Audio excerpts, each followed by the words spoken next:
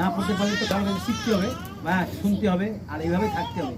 কিছু করতে পারেন আর না পারেন, কমসে কম বাইবেল যখন পড়তে পারেন না, তাহলে একটা কাজ করবেন, কী করবেন না, প্রতিদিন ঈশ্বরের কাছে ক্রন্দন সহকারে প্রার্থনা করবেন।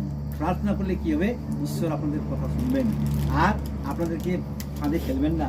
তিনি মহান, তিনি এত মহান যে তিনি জানেন যে আমার সন্তানরা কোথায় আছে, কী করতেছে, সমস্ত কিছু তিনি জানেন। সুতরাং আপনাদের প্রার্থনা লক্ষ্য থাকতে হবে আর পিছনে ফিরে তাকাতে হবে। এখন সামনের দিকে তাকান, ঈশ্বরের সান্নিধ্যে থাকেন আর ঈশ্বরের মনোনীত, যেহেতু আমরা সবাই, হ্যাঁ আমাদের মনোনীত সবাই, কারণ প্রভু যীশু খ্রিস্ট আসছিলেন এই একদম এই অধম অযোগ্য লোকদের জন্য আসছিলেন। তিনি ধর্মিকদের জন্য আসছেন নাই, তিনি ওই বড় লোকদের জন্য আসেন নাই, বা যারা ওই খুব ভালোভাবে খাওয়া দাওয়া করেছে, অমুক করছে তমুক করছে, না, তিনি এসেছেন আমাদের মতো অযোগ্যদের জন্য।